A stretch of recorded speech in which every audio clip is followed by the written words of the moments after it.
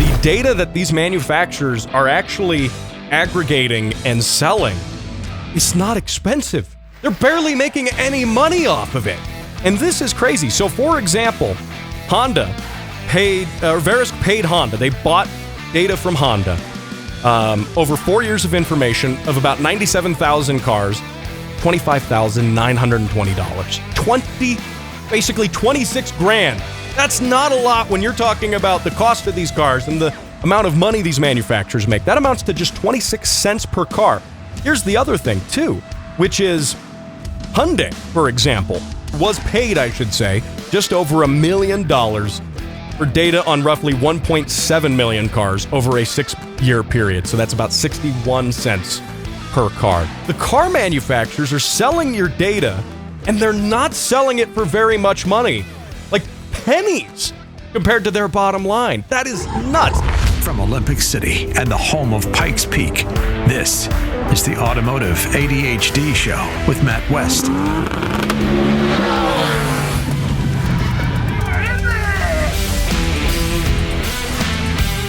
And here we are, rocking it on the Automotive ADHD Show. Matt West here, hanging out with you, talking cars on the weekend. Loaded show for you today. I don't know how I can top my previous shows with Edison Motors CEO Chase Barber, but I will try. And today we're going to talk about new info about how car manufacturers are selling your data. We knew about that, but what we didn't know is how much money they made doing it. And this is going to surprise you. This is really going to surprise you. Also, Toyota is having yet another widespread issue, this time with the Tacoma. And we're going to talk about why, despite that, I'll give you the info on that, and then why, despite that, Toyota can still do no wrong. And, of course, we're going to get to a couple other things as well. Audi, they might ditch their 4-ring logo, and that might just prove how powerful the Chinese car market is. And I'm going to tell you what the Chinese car market's like and what it's like to, I had to do a ton of research, but what is the ownership of a vehicle like in China? We're going to get to all of that. Some of this surprised me. Some of it maybe isn't so surprising if you know a thing or two about China. And we're going to get to all of that and your car sounds on this edition of the show. Now, of course, I did mention my interview with Chase Barber, Edison Motors CEO. I had him on the show, and it was such an amazing show. If you missed it, man, you are missing out. This is really good, okay? So I had him on the radio show. We did the radio show, and then we also did a bonus podcast. And sometimes the bonus podcasts are maybe another 10, another 15, 20 minutes in addition to the radio show. No, not with Chase. We went almost an hour on the bonus edition of the show. It was a whole nother show, basically. So this is really good. If you want to hear his thoughts on right to repair, on doing business as an EV tech startup, and how that might be different than what we think it is as consumers. He talks about that. He talks about exposing government corruption in Canada, all of the above, and his cool electric trucks that his team up in British Columbia is building. So anyway, really good. You can catch that, by the way, on the podcast as well. If you missed it here on the radio, catch it on the podcast, Spotify, Apple Podcasts, iHeart, wherever fine shows and mine are downloaded, and you can see the video of it as well. Go to my YouTube channel. Look up Automotive ADHD radio show and podcast on YouTube. It's also on Rumble. Now, the downside to the YouTube part of it is that you have to look at my face while I'm talking. I mean, it doesn't give you... Anyway, if you want to subject yourself to that, you can do that. And please subscribe to the YouTube channel. Trying to grow that over there as well. We're up to about 6,300 subscribers right now, which is pretty good, but I think we could do better. So go ahead, go subscribe to it over there. Now, I did take a week off from the podcast last week, and I ran some radio best ofs so I could finish up my K24 swap on my Honda S2000. And before I talk about that, I do want to give a shout out to all of the radio stations here in Southern Colorado that put up with me every single weekend. And of course, you can listen to this show like you are maybe on the podcast or on the radio. Either or is fine. But in Canyon City, 1400 KRLN. In the Wet Mountain Valley, 91.7 KLZR. And then, of course, my home base here in Colorado Springs, AM 1460 and FM 101.1, The Answer. And you can hear the show on 100.7 The Word as well, KGFT. So lots of great places for you to catch this show. Now, I want to talk a little bit about one of my own cars. And I don't always talk about my cars on this show. The ratio of talking about my cars to other people's cars is usually pretty drastic. But I do want to talk about this because I basically took a perfectly functional F-Series engine out of my Honda S2000. It was even running when I started, and it was running well. And I undid all of that and put a Civic engine in it, basically. Now, if you're not a Honda person, if you're not a JDM car fan, you're going to hear these things. Oh, B-Series, F-Series, D-Series, K-Series. What's it all mean? It's not really important. That's basically what you need to know. They're just different engine designations for different engine platforms in various Hondas over the years. And Honda likes to use the letters of the alphabet for that, F-Series, D-Series, C-Series, if you're talking NSX stuff. There's all of that. But all you need to know, essentially, is that the F-Series is the engine that came in my S2000, 4-cylinder, 9,000 RPM, was only sold in the S2000, by the way. It wasn't sold in any other Honda. And that's part of why I decided to get rid of it. But what I've done is I've put a K-Series in there, and there's all sorts of flavors of K-Series, but what you basically need to know is it's a Civic engine. Basically, it's the 4-cylinder that Honda has used in pretty much everything for the past decade in varying flavors. There's a 2-liter version, there's a 2.4-liter version, there's a turbocharged version, there's different ones, but I have the 2.4-liter one. It's got, and there's different variances in the cylinder head designs. I've got the cylinder head you want for performance applications and things like that. But I mean, you can even find this engine in things like Honda Elements and stuff. And it's not a special engine. And that's part of why I did it. Now, before I tell you actually why I did it, I have to tell you a funny story because things did not go according to plan on this engine swap. They rarely do. But there is a reason I say on this show, questionable mechanical advice free of charge. Because yes, I mean, I would probably have more progress on my own cars if I spent as much time working on them as I do talking about them on the radio. But if you follow my social media, if you follow me on YouTube, but if you follow me on Instagram, Facebook, TikTok even, I posted a video there and it blew up over the span of like 2 days. More so than I thought, but it was me showing that it was, probably 11 o'clock at night. I'll set the stage for you. It was 11:30 at night. I got off work. I was wrenching on the car at Brian's shop. I was extorting Brian. I mean, using his friendship to allow me to use his lift at his garage. Now, he's got lifts, plural, at his garage, not even his shop. So, but he's got those, and I was basically renting some lift time from him because it is virtually impossible to pluck one of these engines out of an S2000 from the top, like the normal way you would with an old-fashioned cherry picker, an engine hoist. It's basically impossible. Guys do it, and at the end of the day, they wish they hadn't. And the best method is to drop the subframe, so the engine is sitting on the subframe. It's a unibody car, but it's got this subframe. It's got this cradle, basically, up front that houses some of the suspension components, and that also holds the engine, and the transmission then, by extension, is bolted onto the back of that engine. So if you have a lift, you can drop that subframe out from underneath and lift the whole body of the car off of it, leaving you a nice little drivetrain package just sitting there on the ground, and you can start working on it, or you can easily bolt another engine up to it, which is what I did. And you might know that sounds like a lot of work, because it is a lot of work. And it was, like I was saying, maybe 11:30 at night. I had just finished putting it all back together with the new engine that I bolted onto it, and the K-Series engine, and I'll talk about my misguided decision to do that later, but I had that bolted up to it. And then I put the engine, the transmission together, put that on the subframe, put the subframe back in the car, bolted up the suspension, did all of this stuff. I was ready to put the coolant and the fluids into the motor and get it, as ready to go as possible. We still have to do some wiring on the motor, but aside from that, get it as ready as possible. When I realized, sitting on the ground underneath another pile of parts, was the clutch release fork. And if you know anything about working on cars, you know most of the time that has to go in when you have the transmission off.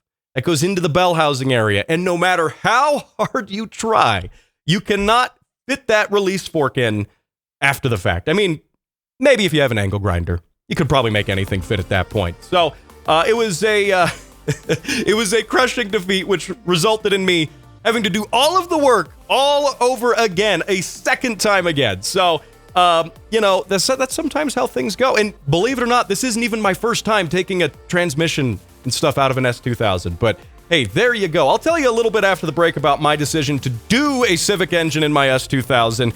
And we're going to talk about Chinese car ownership after the break.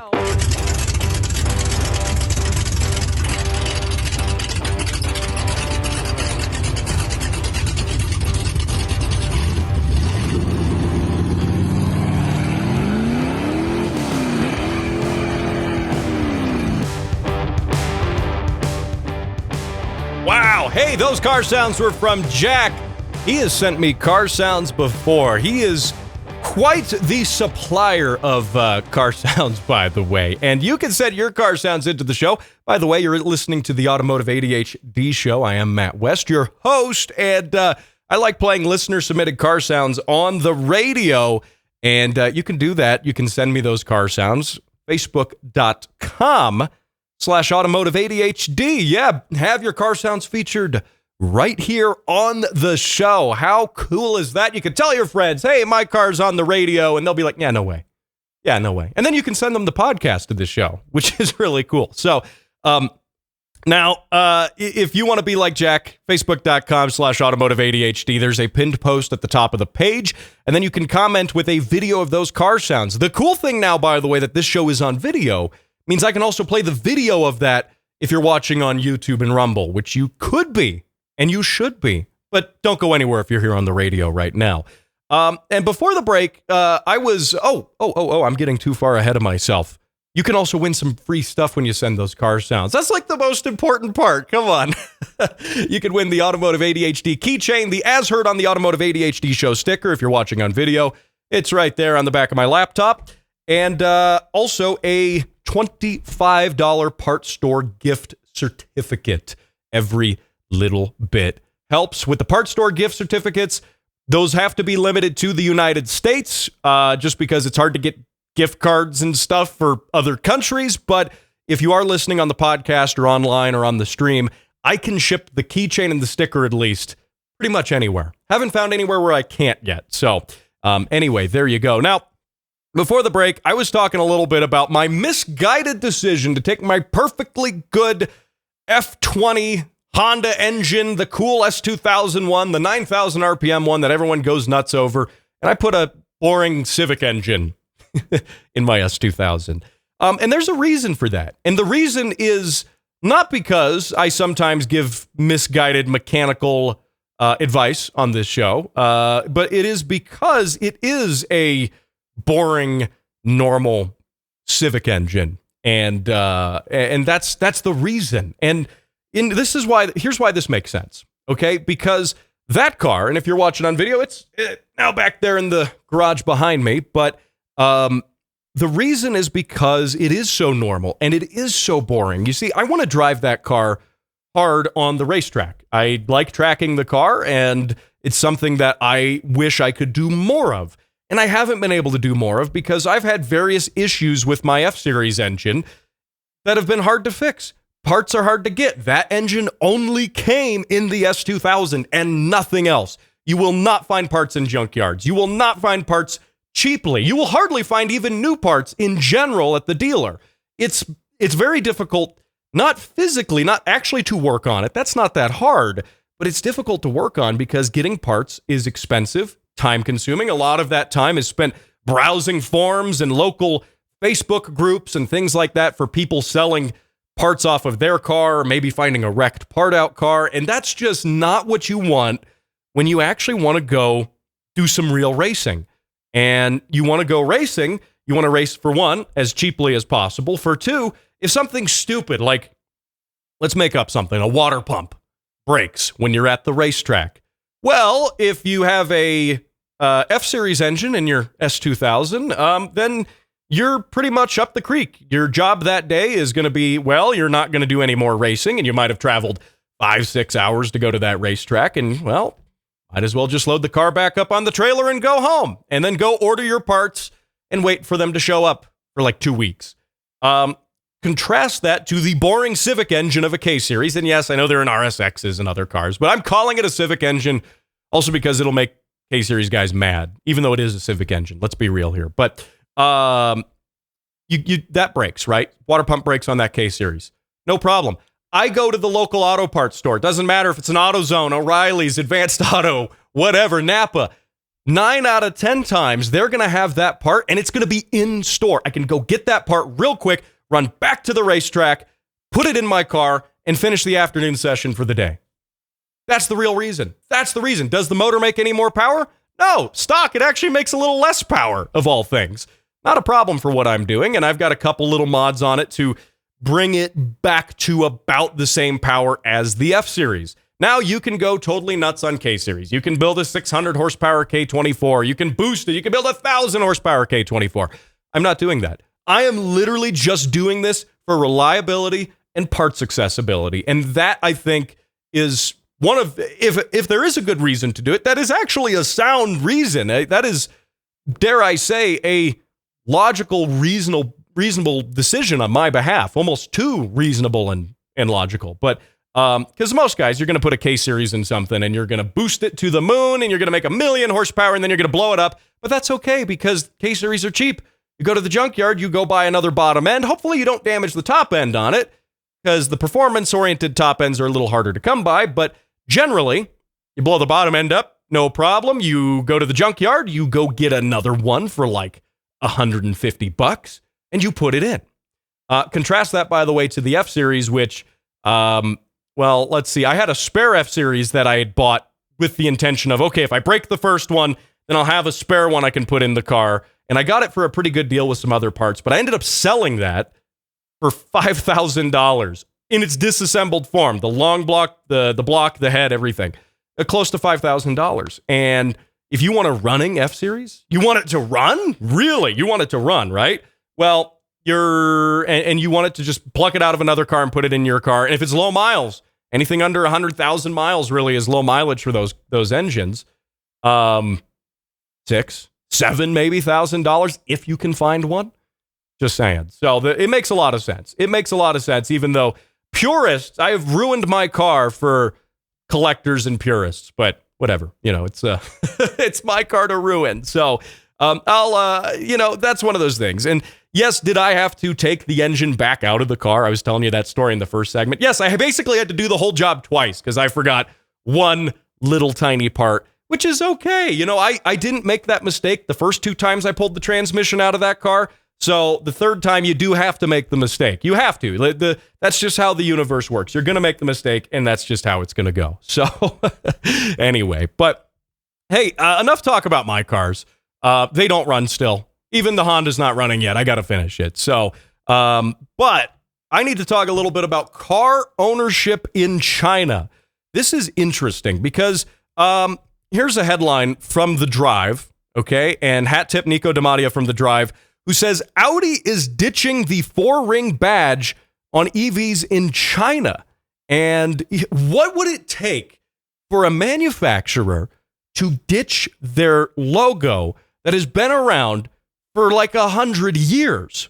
What does that take? Well, it takes this apparently. And this is, oh gosh, this is one of those things that you look at like brands that would kill to have the same sort of brand recognition Audi does with the 4-ring logo. Basic, simple, recognizable. It is known typically by European car fans for, those 4 rings. That's the mark of luxury and performance and expensive repairs and rebadged VW parts. Actually, I just made those last two up, but they are true. They are true, by the way. But Audi has discovered that it's not selling well. Specifically, their EVs aren't selling well in China. And the crazy thing is that Chinese domestic brands, and I'm hearing about these brands for basically the first time. BYD, BID, don't know how you say that, and Zeekr, Zeekr, as well as NIO, NIO. Well, that one's pretty easy to pronounce. Those are Chinese domestic market car brands that are outselling Audis considerably, according to a report from Reuters, by the way. Reuters, I'll say it right. I like to mispronounce it, though. But anyway, so the challenge is that Audi says as a brand, Chinese people want to buy Chinese cars. And they don't want to buy fancy German luxury cars, which is really odd when you think about how the German and just European luxury car market works and has worked here in the United States and in other places. People like that idea, that notion of sophistication that comes with, ooh, I drive a European luxury car. It's a BMW, it's an Audi, it's a Porsche. As an enthusiast, I can tell you I don't want to work on any of those cars personally, but lots of people like to drive them. It's a status symbol. That's what it is. That, ooh, I've got some exotic European car. And yet the Chinese market, they're not about it. They're not buying it. The Chinese car buyer isn't buying that. They are buying cars made by Chinese brands. I mean, hand over fist, that's what they're doing. So, and why is this? And I think, Audi's decision to possibly, they haven't confirmed it yet, but pull their four-ring logo, at least in the Chinese market, so that they can so they can somehow trick Chinese buyers that, oh yeah, we're actually a Chinese company and you should buy from us. It is so backwards from how cars used to be. Like, when would you think of buying a Chinese car, right? I can't even name any Chinese cars aside from the ones that I just told you about. Except I was reading those. I couldn't name one off of memory. I couldn't tell you that. And look, the Chinese market, I think what we have to do is step back and look at the Chinese market. And why is that important? Why is that important enough for me to be talking about it on the radio here in the United States? Why is that important? Because the Chinese car market is gigantic. It is massive. It has been growing exponentially faster on, several fold faster than the U.S. car market has. And Chinese car ownership is mind-blowing. It's on the rise compared to just 10 years ago.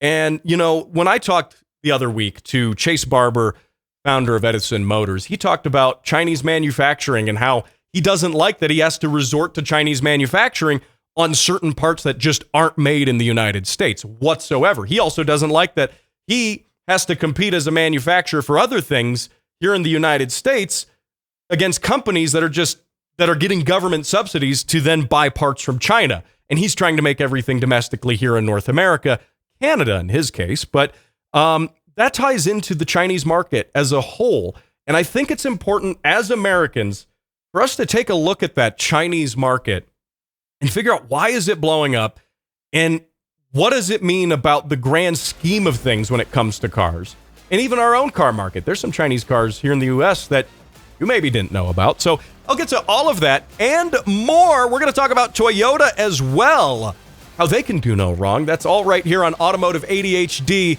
Don't go anywhere. Colorado Springs' #1 car show by default. This is Automotive ADHD. Yes, it is. Matt West here, hanging out with you on the weekend, talking cars. So I was talking before the break about Chinese car, ownership. We'll get to that. I was talking about how Audi is getting rid of their Chinese, potentially going to be getting rid of their Chinese market branding, if you will. Their EVs have not been selling well in China, and so they are considering ditching their four-ring logo, at least in the Chinese market, to maybe convince Chinese buyers that, oh yeah, this car's not actually a German car, it's a Chinese car. And this is brand engineering, right? We've seen this before. We've seen it a lot before. It happens all the time here in the United States even. And it kind of works, especially to your buyers who are perhaps a little less educated about where the cars come from and who makes the cars. But here's the crazy thing. So I was talking about the Chinese market, and I want to give you some ideas. I've done some research about what car ownership in China is like. Now, I have never owned a car in China, and I haven't been to China, but so I had to do a good amount of research just to figure out some stats on this. And some of the stats are actually pretty hard to find. It's almost like there's this big government entity, foreign government, that doesn't want this information to be accessible by people in other countries. It's amazing how that works. Almost. It's mind-blowing. It's probably, who knows? Who knows? But check this out. This comes from some statistics from the U.S. Department of Transportation and the National Bureau of Statistics in China. And these statistics are from 2020, okay? And from 2010 to 2020, car ownership in China increased at a rate of 12.8% per year. And you might say, well, 12.8%, that's not that much. Well, let's compare that to the United States, meanwhile, which the United States, in the same time frame, the car ownership per capita only grew 0.7%. 0.7 versus 12.8%. And when we're talking about millions of cars, tens of millions, hundreds of millions of vehicles, that's a big difference. 12.8% is massive. It is considerable. And, I think back to the days of old Top Gear, we'll call it, back when it was Clarkson, Hammond, and May, and they were on the BBC, and it wasn't this thing on Amazon. And I remember seeing a Top Gear special 10 years. Well, maybe it wasn't a special, but it was a segment they did. It was a feature they did maybe 10 years ago, maybe a little more, actually, about cars in China. And they were kind of poking fun at how, silly some of the early cars in China were. They were these little golf cart things with little tiny baby engines, maybe like a little rickshaw with an engine in it, right? And then they compared that to some of the cars that were coming out then, a little over 10 years ago. There were these Chinese markets these Chinese makers making luxury cars and things that were very Western in that sense. Luxury cars as a whole is kind of a Western concept. And they were doing that, and they were making their own. And of course, they were weird knockoffs, and there was like no copyright laws. There's a lot of infringement going on in the design of these cars, and it was kind of silly. It was kind of a joke. And, but they were doing it. They were starting to make their own cars, and that has blown up. That has blown up since the early 2010s.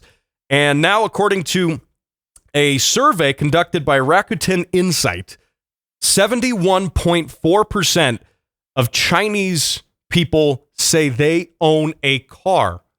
71.4% now, which is insane for a country that didn't have a westernized sense of transportation and the automobile for many, many years. Now, you can think back even to, a couple decades ago when you would see media of car ownership in China, and there are these massive traffic jams and people stuck on the freeways. And yeah, that happened. But that was even still considered small in terms of car ownership. Like China right now, in terms of car ownership, is where Western society was decades ago, but they're growing so much exponentially quicker than we did in Western society. And I'm talking about just Europe and North America in general. They are growing so much quicker than we ever did. It's actually crazy. So here's some other stuff here, some other statistics, okay? In 2022, there were 278 million privately owned motor vehicles registered in China, which, by the way, was an increase of more than 16 million from 2021. And it is, and this ties back to some information that I found relating, and this comes by way of MIT, actually. They did a study on automotive ownership in China and its effect on like things like pollution and traffic jams and stuff. And, again, like I said, China's been famous for some of the traffic jams and infrastructure issues that they have with cars. But did you know that there is actually a cap on registering vehicles in China?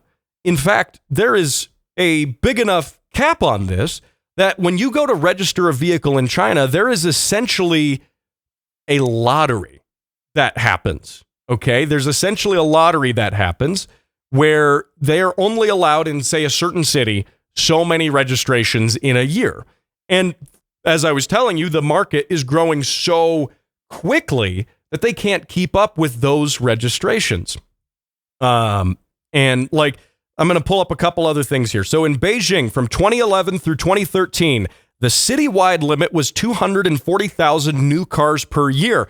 But now they have reduced that to even less, 100,000 new car registrations per year, which means if you've got millions of people buying these cars, apparently flush enough with cash to buy these cars, you go to the Chinese equivalent of the DMV and you go to register your car, and they basically say, all right, get on the lottery and we'll let you know when your number comes up and when you can register your car. Which to me is it's a system that, for one, would never work here in the United States. But with that being said, so that's one factor you have to consider with Chinese car ownership, is that they now have in many cities lotteries for registration. They're growing so fast, and the cities are worried about their infrastructure. They're worried about pollution. They're worried about all this stuff that is coming with all of this car ownership. There's also a couple other interesting factors you might be curious to know about when it comes to what it's like for emissions and for testing for cars, which you'd imagine, if they're concerned about their air quality in China with so many people and so many cars, well, what's that like when it comes to emissions and testing and all of these different things? And this is where I really struggled to find some information on the internet. This is really where I struggled, because I can't find it. Like, maybe if you searched it on the Chinese internet in Chinese, you would find it. I had such a hard time searching for, like, what are the different emissions requirements? What are the different testing and things that they have to do for you to get that registration in China? And ultimately, I came across a blog post from a college student, of all things, the University of Illinois. They had to do, this is on their public website, and they had to do a blog post and do these statistics and show what life is like in another country. And this student was from China. And to give you perspective, this is the best info I'm finding, is a college student in Illinois who's from China, right? That's how hard it is to actually find these actual day-to-day specifics. And they talked about how their parents had a vehicle that had to go through an inspection every couple of years. There's annual inspections after 6 years. They have to do annual inspections. And it's roadworthy so long as it passes an emissions test. But if it doesn't pass that emissions test, it will be scrapped. And this is interesting. So we continue to go into some of the other facts here. Taxi cabs, for example, have to be scrapped within 8 years. They have these hard year cutoffs. Rental cars, 15 years. Buses, 10 to 15 years. Commercial trucks have to be scrapped 9 to 15 years. And motorcycles after 13 years. This is interesting. I'm out of time in this segment, but I'm going to get to more of these stats after the break here. You're listening to the Automotive ADHD Show. Don't go anywhere.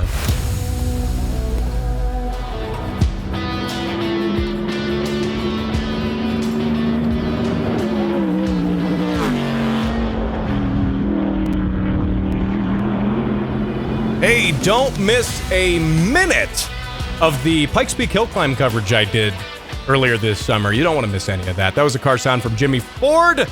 Of course, you can hear my interview with him, as well as Ethan Hunter and a lot of other great Pikes Peak Hill Climb drivers right here on the Automotive ADHD Show. Go into that podcast feed. You can find it there wherever fine shows and mine are downloaded. So before the break, I was talking a little bit about China and car ownership in China and how convoluted it is.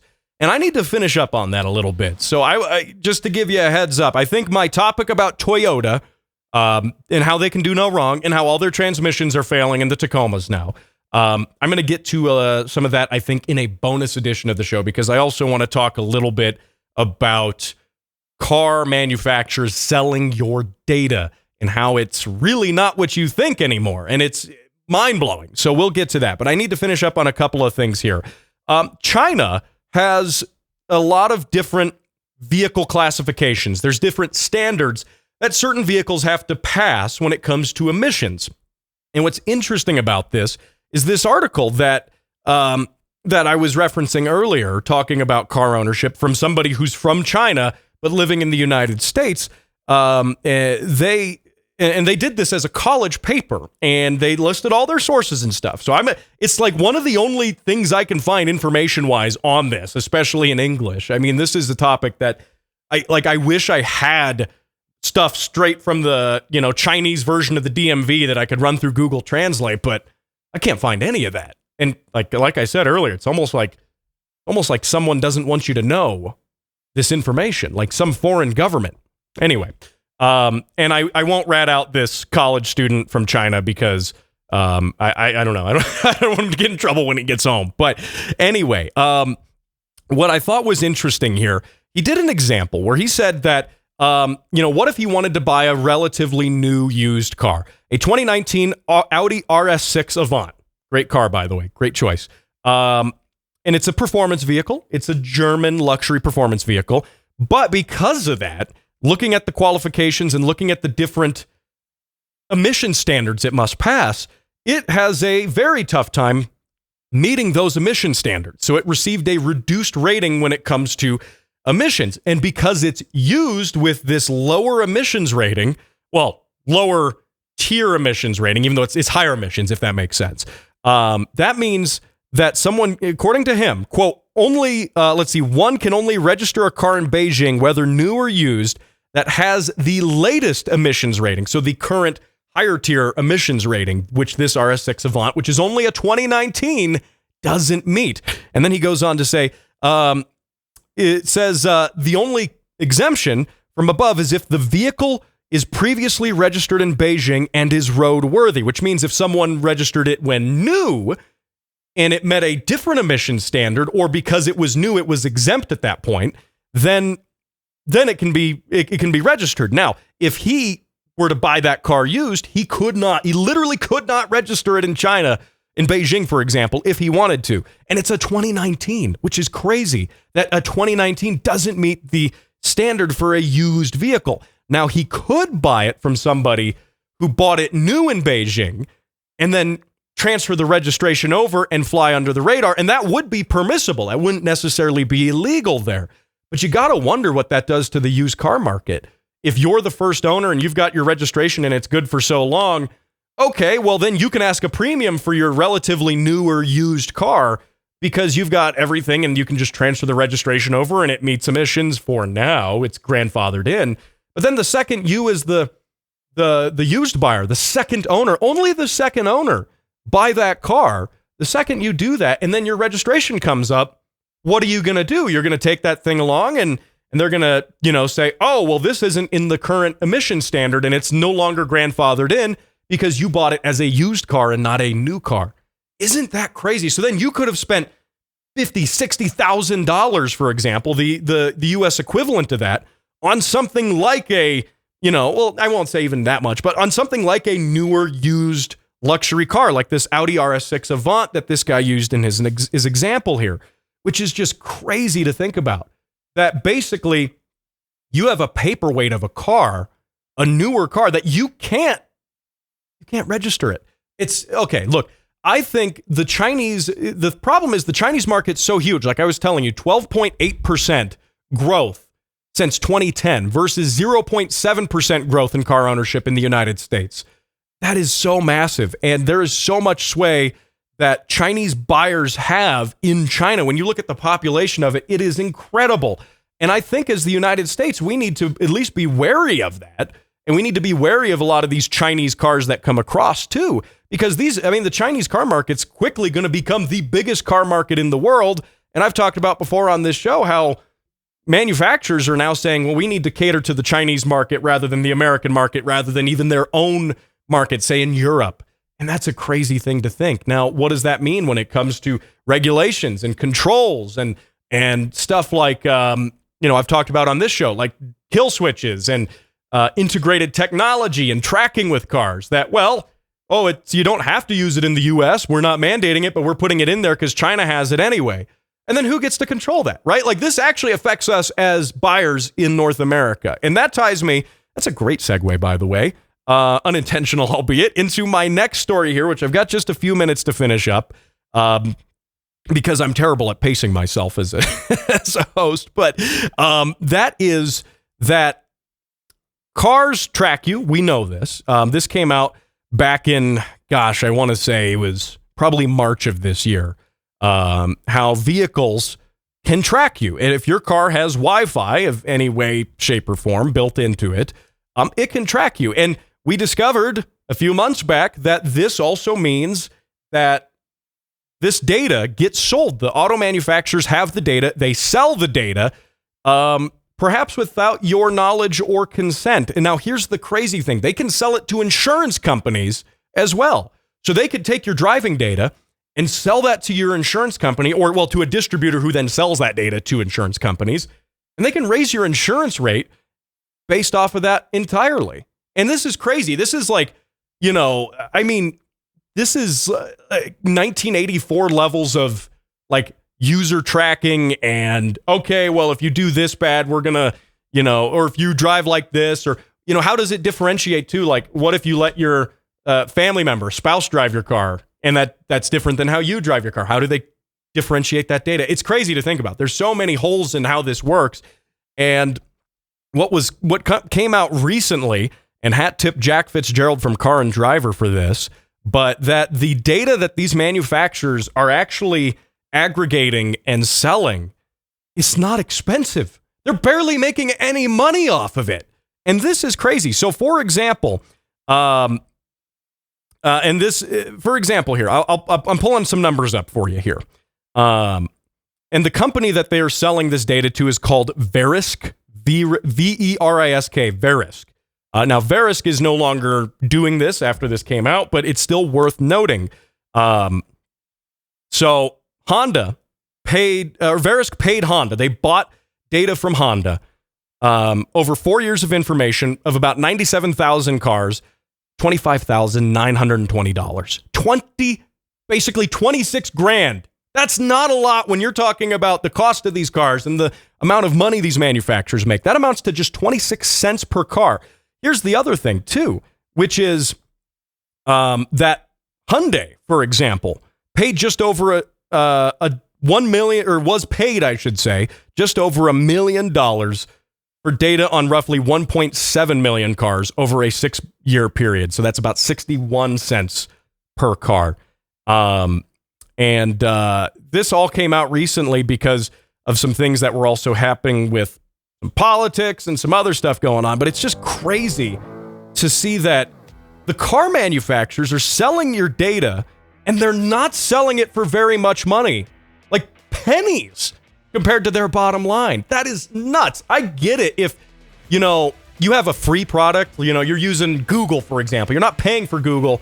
They're selling your data to cover some of their costs. They're selling you ads. I don't like it, but it makes sense. But for a car you're paying tens of thousands of dollars on, hundreds even, and they're selling your data for pennies? That doesn't sit right with me. So, hey, anyway, you've been listening to the Automotive ADHD Show. Don't go anywhere. We're going to continue on the bonus podcast of the show right here